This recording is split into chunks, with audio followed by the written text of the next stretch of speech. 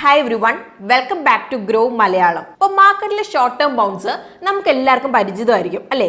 പക്ഷേ ഇപ്പോൾ ഒരു stock multi year consolidation break ചെയ്യുമ്പോൾ അത് പ്രൈസ് ആക്ഷൻ മാത്രമല്ല കാണിക്കുന്നത്, പക്ഷേ കൺവിക്ഷൻ കൂടിയാണ്. അതുപോലെ തന്നെ മൾട്ടി ഇയർ ലെവലിൽ ബ്രേക്ക് ഔട്ട് സംഭവിക്കുമ്പോൾ അത് ജസ്റ്റ് ട്രേഡിലേക്ക് മാറുക മാത്രമല്ല, പക്ഷെ അതൊരു ട്രെൻഡിലേക്ക് മാറുകയാണ്. സോ ഇന്നത്തെ വീഡിയോയിൽ കൺസോൾട്ടേഷന് ശേഷം finally multi year break out നൽകിയ 3 സ്റ്റോക്സ് ആണ് നമ്മൾ ഡിസ്കസ് ചെയ്യാനായിട്ട് പോകുന്നത്. സോ പുതിയ ട്രെൻഡ് ഓൾറെഡി തുടങ്ങിയ 3 സ്റ്റോക്സ് ഏതൊക്കെയാണ് എന്നുള്ളത് നമുക്ക് നോക്കിയാലോ. So let's begin today's video.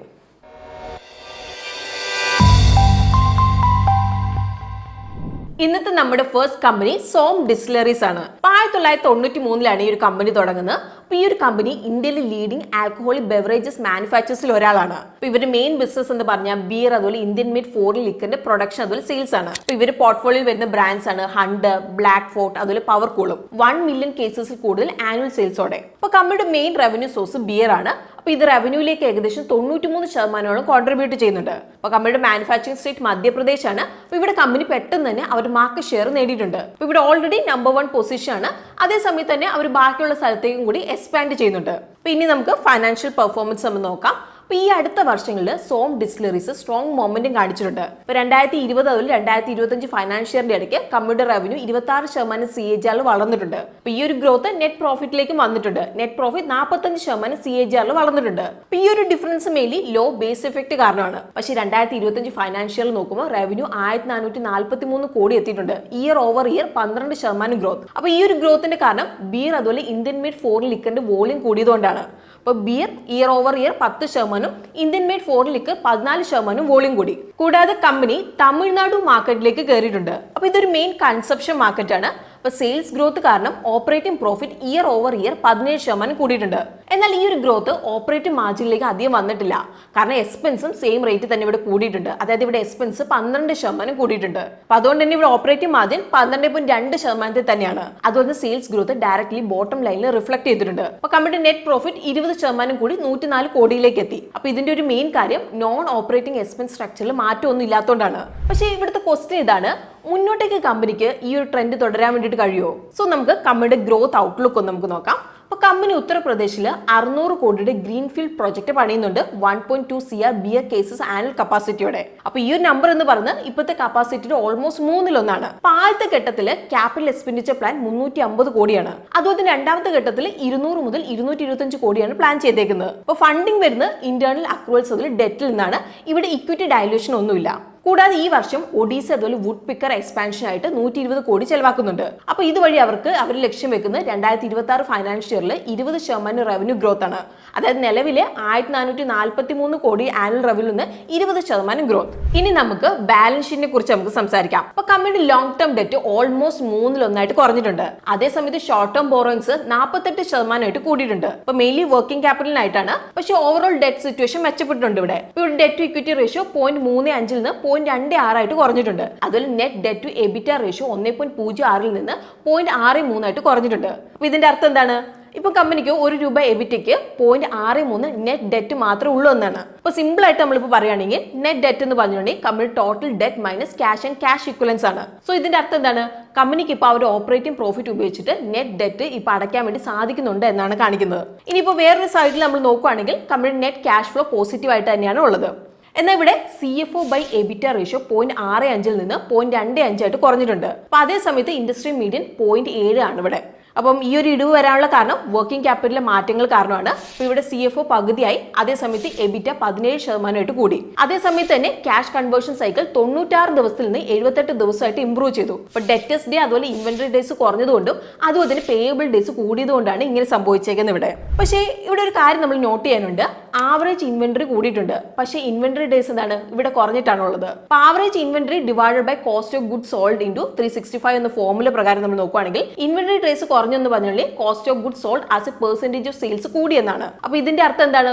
Raw material cost പെട്ടെന്ന് വളരുന്നുണ്ടെന്നാണ്. അപ്പൊ ഇത് മുന്നോട്ടേക്ക് പോകുമ്പോൾ മാർജിനിൽ ഒരു പ്രഷർ ഉണ്ടാക്കാം. ഇനി സ്റ്റോക്കിന്റെ ടെക്നിക്കൽ അനാലിസിസ് നോക്കാം. അപ്പോൾ വീക്ക്ലി ചാർട്ട് പ്രകാരം ഒക്ടോബർ 2023 തൊട്ട് ഒരു കംപ്രസ് റേഞ്ചിൽ സ്റ്റോക്ക് കൺസോളിഡേറ്റ് ചെയ്തുകൊണ്ടിരിക്കുകയാണ്. അപ്പോൾ എപ്പോഴൊക്കെ സ്റ്റോക്ക് റെസിസ്റ്റൻസ് ലെവലായ 143 മുതൽ 145 എന്ന ലെവലിലേക്ക് എത്തുമ്പോൾ സ്റ്റോക്ക് റിജക്ഷൻ ഫേസ് ചെയ്യുന്നുണ്ട്. പക്ഷേ ഈ ഒരു തവണ സ്റ്റോക്ക് ആ ലെവലിൽ ബ്രേക്ക് ചെയ്യുക മാത്രമല്ല ചെയ്തിട്ടുള്ളത്, പുതിയ ഓൾ ടൈം ഹൈ മാർക്ക് ചെയ്തിട്ടുണ്ട്. അപ്പോൾ ഹയർ ഹൈസ് അതുപോലെ ഹയർ ലോസ് മാർക്ക് ചെയ്യുവാണ് സ്റ്റോക്ക്. അപ്പോൾ 136 എന്ന ലെവലിന്റെ താഴെ പോയിട്ടുണ്ടെങ്കിൽ അവിടെ അപ് ട്രെൻഡ് തീരും. അല്ലെങ്കിൽ പ്രൈസ് ആക്ഷന്റെ ബേസിസ് പ്രകാരം പറയുകയാണെങ്കിൽ മൊമെന്റം കണ്ടിന്യൂ ചെയ്യാനുള്ള പ്രോബബിലിറ്റി കൂടുതലാണ്. എന്നാൽ ഇവിടെ കുറച്ച് കൺസേൺസ് ഉണ്ട്. അപ്പോൾ എന്തൊക്കെയാണ് ഇവിടുത്തെ റിസ്ക് എന്നുള്ളത് നമുക്ക് നോക്കാം. അപ്പോൾ ആദ്യത്തെ റിസ്ക് മെറ്റീരിയൽ കൺസപ്ഷൻ കോസ്റ്റ് കൂടുന്നതാണ്. ഇപ്പം എക്സാമ്പിൾ പറയുകയാണെങ്കിൽ ഗ്ലാസ് ബോട്ടിൽ, അതുപോലെ തന്നെ ബാർലി, അതുപോലെ ഷുഗർ ഒക്കെ. അപ്പം നമ്മൾ മുന്നേ പറഞ്ഞതുപോലെ കമ്പനിയുടെ റവന്യൂല് റോ മെറ്റീരിയലിന്റെ ഷെയർ കൂടിക്കൊണ്ടിരിക്കുകയാണ്. അപ്പോൾ ഈ ഒരു ട്രെൻഡ് ഇനി തുടർന്നാൽ അത് മാർജിനിൽ പ്രഷർ ഉണ്ടാവും. ഇനി രണ്ടാമത് ജോഗ്രഫിക്കൽ കോൺസെൻട്രേഷൻ റിസ്ക് ആണ്. അപ്പോൾ കമ്പനിക്ക് അവരുടെ 85 മുതൽ 90% സെയിൽസ് ജസ്റ്റ് മധ്യപ്രദേശ്, കർണാടക, അതുപോലെ ഒഡീസയിൽ നിന്നാണ് വരുന്നത്.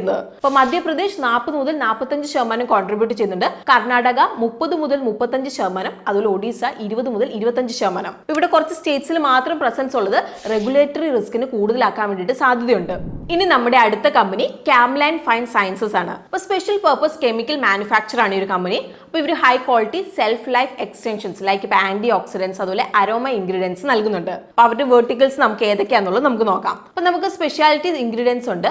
അപ്പോൾ ഈ ഒരു സെഗ്മെന്റിൽ ടോട്ടൽ റവന്യൂലേക്ക് 77% കോൺട്രിബ്യൂട്ട് ചെയ്യുന്നുണ്ട്. അപ്പം ഇതിൽ വരുന്ന മെയിൻ പ്രൊഡക്ട്സ് ഒക്കെ വരുന്നത് THBQ, അതുപോലെ BHA ഒക്കെയാണ്. അപ്പോൾ ഇത് ബയോഡീസൽ, പെറ്റ്സ്, അതുപോലെ തന്നെ ഫുഡ് ആൻഡ് ബിവറേജസിലും യൂസ് ചെയ്യുന്നുണ്ട്. അപ്പോൾ ഈ ഒരു സെഗ്മെന്റ് TBHQ അതുപോലെ BHA ഏകദേശം 50% മാർക്കറ്റ് ഷെയർ ഹോൾഡ് ചെയ്യുന്നുണ്ട്. ഇനി സെക്കൻഡ് വെർട്ടിക്കൽ പെർഫോമൻസ് കെമിക്കൽസ് ആണ്. 12% കോൺട്രിബ്യൂട്ട് ചെയ്യുന്നുണ്ട്. ഇപ്പോൾ ക്ലോറൈനൽ, അതുപോലെ തന്നെ MEHQ പോലത്തെ ഡെറിവേറ്റീവ്സ് പ്രൊഡ്യൂസ് ചെയ്യുന്നുണ്ട്.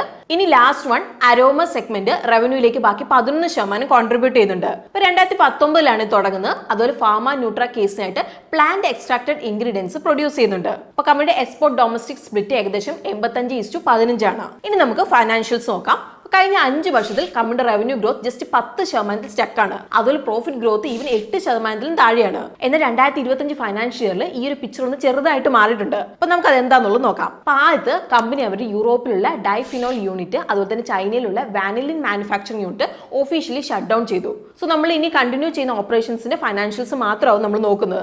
അപ്പൊ സ്റ്റേറ്റ്മെന്റിലുള്ള എക്സെപ്ഷണൽ ഐറ്റംസ് നമ്മൾ ഒഴിവാക്കും. 2025 ഫൈനാൻഷ്യൽ ഇയറിൽ റവന്യൂ ഫ്രം ഓപ്പറേഷൻസ് 14.6% കൂടി 1667 കോടി എത്തി. അപ്പോൾ കമ്പനിയുടെ strong performance India, north America, അതുപോലെ മെക്സിക്കോയിൽ നിന്നാണ് വരുന്നത്. അപ്പോൾ ഈ ഒരു റീജിയനിൽ മെയിൻ കോൺട്രിബ്യൂഷൻ ബ്ലെൻസിൽ നിന്നായിരുന്നു. ഇപ്പോൾ 2025 ഫൈനാൻഷ്യൽ ബ്ലെൻസ് ബിസിനസ് 878 കോടി എത്തി. അപ്പോൾ കഴിഞ്ഞ വർഷത്തെ 747 കോടിയിൽ നിന്ന് 18% കൂടി. അപ്പോൾ ഇതിൽ 84.9 കോടി CFS വിറ്റാഫോറിൽ നിന്നാണ് വന്നേക്കുന്നത്. അപ്പോൾ ഈ ഒരു ഗ്രോത്ത് കാരണം എബിറ്റ 30% കൂടി 208 കോടിയിലേക്ക് എത്തി. അതുപോലെ തന്നെ മാർജിനും 11% നിന്ന് 12.5% ഇംപ്രൂവ് ചെയ്തു. അപ്പോൾ ഈ ഒരു പുഷ് റോ മെറ്റീരിയൽ കോസ്റ്റിൽ നിന്നാണ് വന്നേക്കുന്നത്.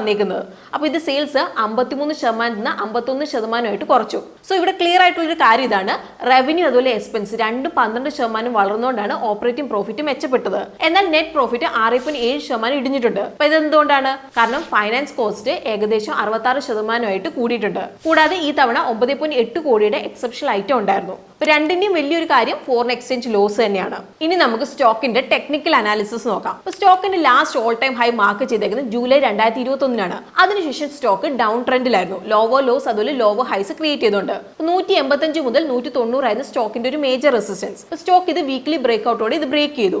അതിനുശേഷം നമ്മൾ സ്റ്റോക്കിൽ ഒരു മൊമെന്റ് ഒബ്സർവ് ചെയ്യുകയാണ്. ഇപ്പോൾ ഡൗ തിയറി പ്രകാരം നമ്മൾ നോക്കുകയാണെങ്കിൽ ഹയർ ഹൈസ് അതുപോലെ ഹയർ ലോസ് ഫോം ചെയ്യുന്ന ഈ ഒരു മൊമെന്റും സ്റ്റോക്ക് 185 എന്ന ലെവലിന് താഴേക്ക് പോകുന്നവരെ കണ്ടിന്യൂ ചെയ്യാനുള്ള നല്ല സാധ്യതയുണ്ട്. ഇനി നമുക്ക് കമ്പനിയുടെ ഫ്യൂച്ചർ പ്ലാൻസ് എന്തൊക്കെയാണ് എന്നുള്ളത് നമുക്ക് നോക്കാം. അപ്പോൾ ഇതുവരെ നമ്മൾ നോക്കുകയാണെങ്കിൽ കമ്പനിക്ക് ഒരു മെയിൻ ക്യാപെക്സ് പ്ലാൻ ഒന്നുമില്ല. ഇപ്പോൾ US-ഉം യൂറോപ്പും ഇപ്പോഴും ചൈനീസ് വാനിലിൽ ആന്റി ഡംപിംഗ് അതിൽ കൗണ്ടർ വെയിലിംഗ് ഡ്യൂട്ടീസ് ഇമ്പോസ് ചെയ്തിട്ടുണ്ട്. US-ൽ 5 വർഷം വരെയുള്ള ഡ്യൂട്ടിയാണ്. യൂറോപ്യൻ യൂണിയനിൽ 131% ഡ്യൂട്ടി പ്രപ്പോസ് ചെയ്തിട്ടുണ്ട്. അപ്പോൾ ഇത് ജൂലൈയിൽ ഫൈനലൈസ് ആകുമെന്നാണ് പ്രതീക്ഷിക്കുന്നത്. അപ്പോൾ മാനേജ്മെന്റ് വിശ്വസിക്കുന്നത് ഇത് വലിയൊരു ടെയിൽ വിൻഡ് ആവുമെന്നാണ്. കാരണം ഡ്യൂട്ടി വന്നിട്ടുണ്ടെങ്കിൽ യൂറോപ്പിൽ വില ഇനിയും കൂടുമെന്നാണ് പ്രതീക്ഷിക്കുന്നത്. ഇപ്പോൾ സ്പെഷ്യാലിറ്റി സെഗ്മെന്റിൽ കമ്പനി ഹൈ മാർജിൻ ബ്ലെൻഡ്സ് അതുപോലെ അഡിക്റ്റീവ്സിലാണ് ഫോക്കസ് ചെയ്യുന്നത്. ഇപ്പോൾ പെർഫോമൻസ് കെമിക്കൽസിൽ കമ്പനി പുതിയ ഡൗൺ സ്ട്രീം പ്രോഡക്ട്സ് ലൈക്ക് ഇപ്പോൾ ക്ലോറൈനിൽ അതുപോലെ തന്നെ നാപ്തോൾ ലോഞ്ച് ചെയ്യാനായിട്ട് പ്ലാൻ ചെയ്യുന്നുണ്ട്. അപ്പോൾ കമ്പനിയുടെ ഗൈഡൻസ് ഇതാണ്, അടുത്ത 2 മുതൽ 3 വർഷത്തിൽ കറന്റ് റവന്യൂ ബേസ് ആയ 1667 കോടിയിൽ നിന്ന് എന്താണ് 20% CAGR നമുക്ക് പ്രതീക്ഷിക്കാന്നുള്ളതാണ്. അപ്പോൾ ഗ്രോത്തിന്റെ ഒരു മെയിൻ ബ്ലെൻഡ് സെഗ്മെന്റ്സ് ആയിരിക്കും. അപ്പോൾ നിലവിൽ 18% നിന്ന് 20% ടാർഗറ്റ് ചെയ്യുന്നത്. ഇപ്പോൾ ടോട്ടൽ റവന്യൂയിലേക്ക് 54% കോൺട്രിബ്യൂട്ട് ചെയ്യുന്നത്. കൂടാതെ കമ്പനി ഫ്രഞ്ച് ഇൻഗ്രീഡിയൻസ് ടെക്നോളജി കമ്പനിയായ വിൻപേ ആയിട്ട് പാർട്ട്ണർഷിപ്പിൽ കയറി.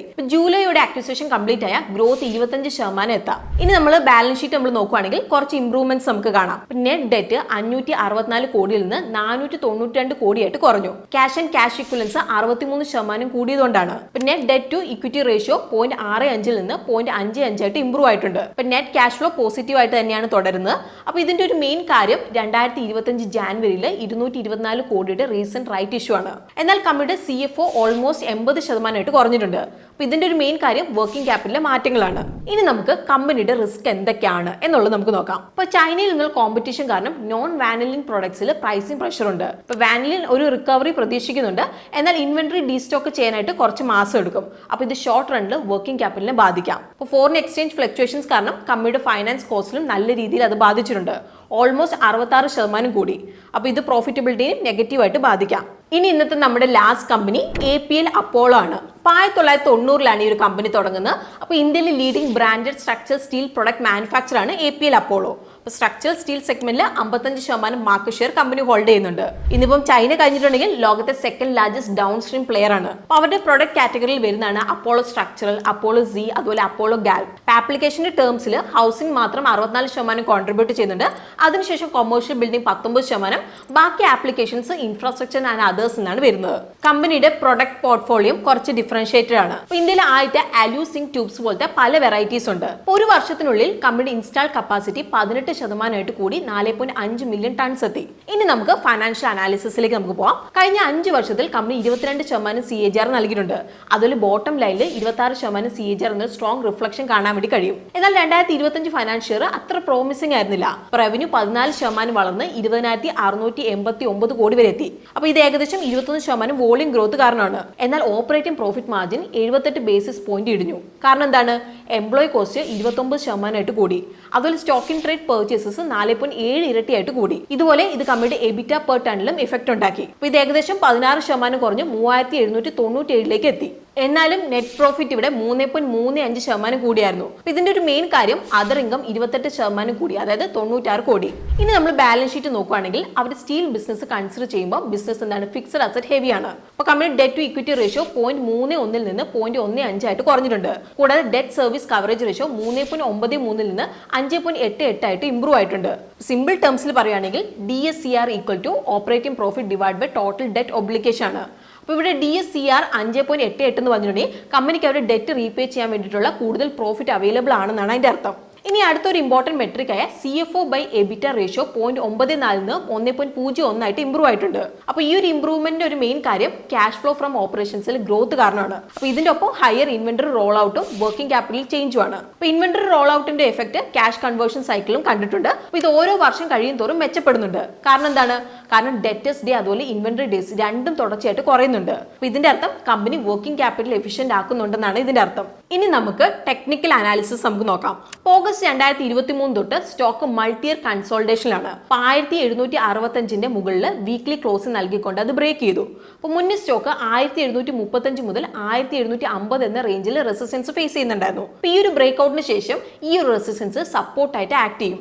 അപ്പം പ്രൈസ് ആക്ഷൻ അതുപോലെ ഡൗ തിയറിയുടെ ക്യാരക്ടറിസ്റ്റിക്സ് പ്രകാരം ഒരു സ്റ്റോക്കിൽ ഒരു മൾട്ടി ഇയർ ബ്രേക്ക് ഔട്ട് കാണപ്പെടുമ്പോൾ മൊമെന്റം തുടരുന്നതിന്റെ പ്രോബബിലിറ്റി വളരെ കൂടും. 1700 എന്ന ലെവലിന് താഴെ പോകുമ്പോൾ സ്റ്റോക്കിന്റെ അപ് ട്രെൻഡ് ഇൻവാലിഡ് ആവും. ഇനി നമുക്ക് കമ്പനിയുടെ ഗ്രോത്ത് ഔട്ട്ലുക്ക് നമുക്ക് നോക്കാം. ഇപ്പോൾ മാനേജ്മെന്റ് ടാർഗറ്റ് ചെയ്യുന്ന അടുത്ത 3 മുതൽ 4 വർഷത്തിൽ 20% CAGR ആണ്. അപ്പോൾ നിലവിലെ റവന്യൂ ഗ്രോത്ത് 14%. അപ്പോൾ ഇവിടുത്തെ ലക്ഷ്യം 2030 ഫൈനാൻഷ്യൽ ആകുമ്പോഴേക്കും കപ്പാസിറ്റി 10 മില്യൺ ടൺസ് കൂട്ടണം എന്നാണ്. അപ്പോൾ നിലവിലെ കപ്പാസിറ്റി 5 മില്യൺ ടൺസ് ആണ്.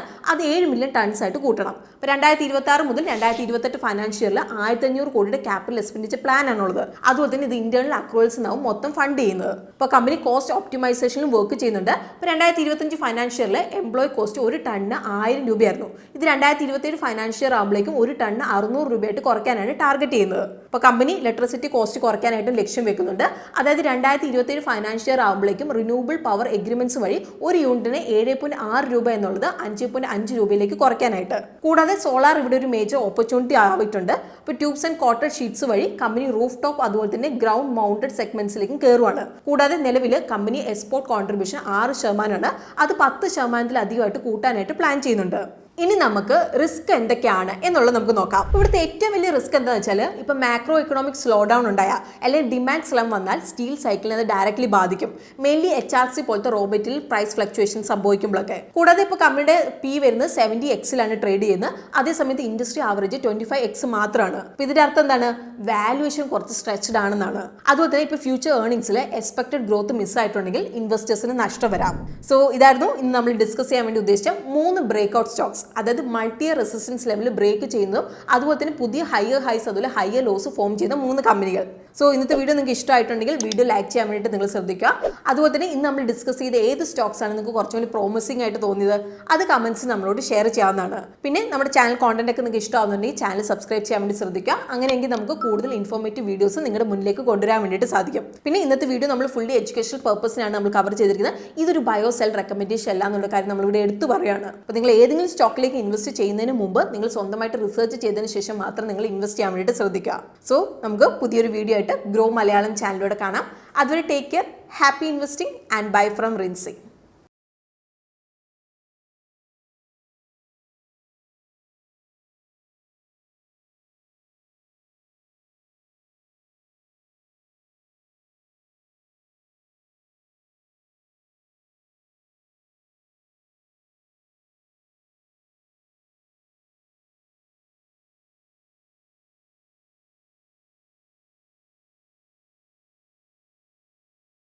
Investment in securities market are subject to market risks. Read all the related documents carefully before investing. Please read the risk disclosure documents carefully before investing in equity shares, derivatives, mutual fund, and or other instruments traded on the stock exchanges.